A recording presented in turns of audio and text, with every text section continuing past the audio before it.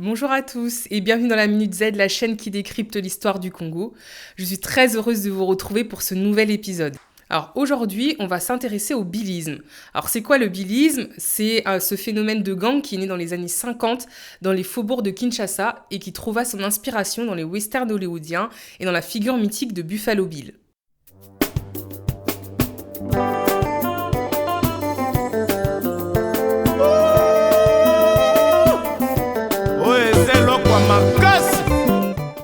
Nous allons donc voir que ces gangs de jeunes Congolais ont contribué à leur façon à remettre en cause le colonialisme et à redéfinir la masculinité congolaise, en particulier celle des hommes ayant grandi à Kinshasa. Au sortir de la Seconde Guerre mondiale, Kinshasa, qui s'appelle alors Léopoldville, est en pleine expansion démographique. Durant la guerre, de nombreux Congolais quittent les campagnes pour la ville afin d'occuper des emplois dans l'industrie. Sauf que Kinshasa est alors une ville coloniale où sévit une importante ségrégation raciale et spatiale. Ainsi, les Congolais sont parqués dans des quartiers situés à l'écart du centre où vivent les colons belges. Ces quartiers, réellement aménagés à partir de 1952, que l'on nomme la cité indigène, sont par exemple ceux de Kitambo ou de Giringiri. Très peu de Congolais ont accès à des emplois qualifiés et doivent occuper des postes sous-payés dans les usines ou encore dans la domesticité quand ils ne sont pas au chômage. Parmi les 200 000 chômeurs que compte la ville, une grande partie sont des jeunes puisque 50% des Kinois ont alors moins de 18 ans. À cette situation économique déjà difficile, s'ajoutent le racisme et le paternalisme quotidien. C'est donc dans les quartiers désœuvrés de Kinshasa que se mettent en place ces gangs.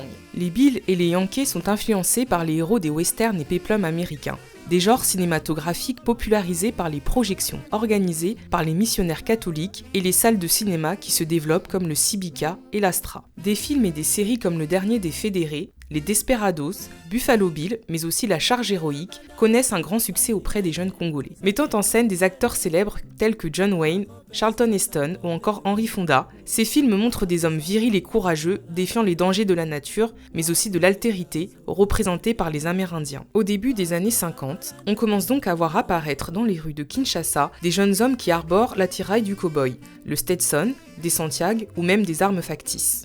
Sont également adoptés par les jeunes Congolais la démarche du cow-boy et Sagouaï. Ces jeunes se dotent de leur propre langage, l'Indoubil, mêlant l'anglais aux langues congolaises comme le Lingala et le Kikongo. C'est ainsi que vont être popularisés certains termes encore utilisés de nos jours, tels que momi pour désigner une femme ou encore kophasé qui signifie dormir. Ces jeunes hommes se rebaptisent aussi avec des noms issus de l'imaginaire hollywoodien, dont l'évocation était censée impressionner, tels que Buffalo Bill, Zorro ou encore Shérif. Les bandes de Bill et de Yankee s'affrontent régulièrement, la plupart du temps pour défendre le territoire de leur quartier.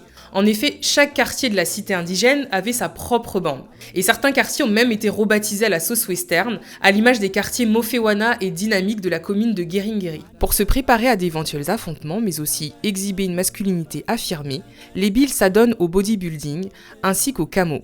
Aussi nommé Bilaï, le camo était un ensemble de rituels censés conférer l'invincibilité. Lorsqu'ils n'affrontaient pas une bande rivale, les Bills défiaient régulièrement ceux qu'ils nommaient les Yuma. Les Yuma étaient des jeunes hommes vus comme dénués de courage et de charisme, et donc perçus comme étant en opposition avec les valeurs très masculines prônées au sein du mouvement Bill.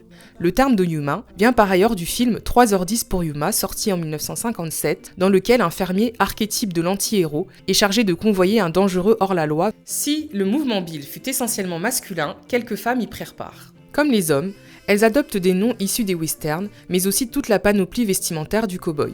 Les plus connus furent Roy et Meta, appartenant à la bande d'Andrada et immortalisé par Jean de Para, un Bill devenu un célèbre photographe. Tantôt compagne des 400 coups, tantôt petites amies, les Billesses jouent également le rôle d'espionnes auprès des bandes rivales. En dehors du mouvement, les femmes, et en particulier les jeunes filles, devinrent un véritable enjeu de pouvoir pour les bandes. Ainsi, dans certains quartiers de Kinshasa, elles subissent de véritables couvre-feux et ne sont pas libres de leurs mouvements. Les femmes sont aussi victimes de violences sexuelles de la part de certaines bandes de Bill. Il n'était pas rare qu'une jeune femme soit enlevée, séquestrée et violée collectivement pendant plusieurs jours. Une pratique nommée éboulement par les Bills. Les autorités coloniales tentent de venir à bout de ce phénomène en adoptant un décret sur l'enfance délinquante le 6 décembre 1950. Cette loi, qui se révéla finalement peu efficace, prévoyait pour les jeunes délinquants des sanctions allant de la réprimande au placement dans une institution. Les Bills furent aussi en première ligne lors de l'insurrection du 4 janvier 1959. Une insurrection déclenchée par l'interdiction par les autorités coloniales d'un meeting de l'Abaco,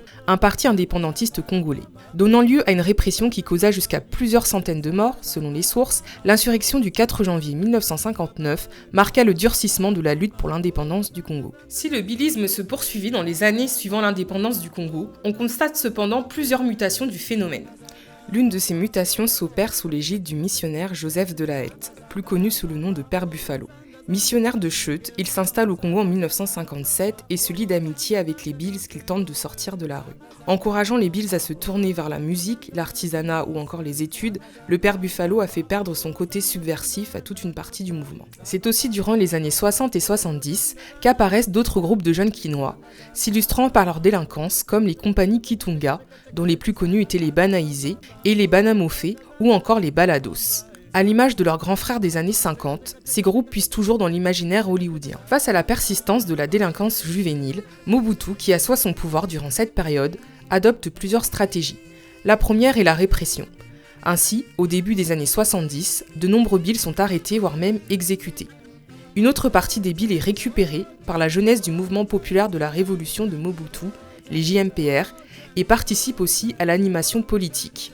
Le billisme est également entré dans la culture populaire congolaise. D'abord via la musique, puisque de nombreux musiciens furent des Bills durant une partie de leur vie, comme Zachary Elenga dit Jimmy, Luambo Franco Makiadi ou encore Simaro Lutumba.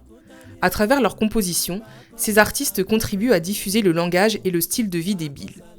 Ils leur rendent également hommage, à l'instar de la chanson Zanga Zanga de l'orchestre Sosoliso en 1973. Lindu Bill est aussi utilisé dans la bande dessinée, à l'image du personnage de Sinatra, qui fit les beaux jours de la revue Jeune pour Jeune dans ses aventures contre le colosse Moloch. Les Bills finissent par disparaître, non sans avoir laissé une trace dans l'imaginaire collectif des Kinois et de nombreux successeurs. C'est le cas des Kuluna, des bandes de jeunes Congolais formées dans le trouble du début des années 2000, et dont le nom est une déformation du terme colonne. Les Kuluna défraient régulièrement la chronique par leurs actions violentes. Mais ne sont-ils pas, à l'image des Bills des années 50, une remise en cause d'une société offrant peu de perspectives économiques et sociales à sa jeunesse ? Comme les Apaches du Paris de la Belle Époque, ou encore les Bosozoku japonais des années 70 et 80, immortalisés dans le manga Akira, les Bills et les Yankees furent les symboles de la remise en cause par la jeunesse, de sociétés strictes et d'un certain déterminisme social. Cet épisode est maintenant terminé et je vous remercie chaleureusement de l'avoir regardé. S'il vous a plu, n'hésitez pas à le partager et à me laisser des commentaires. Et puis n'hésitez pas à activer la cloche des notifications pour être au courant des prochaines sorties. Et moi je vous dis à bientôt.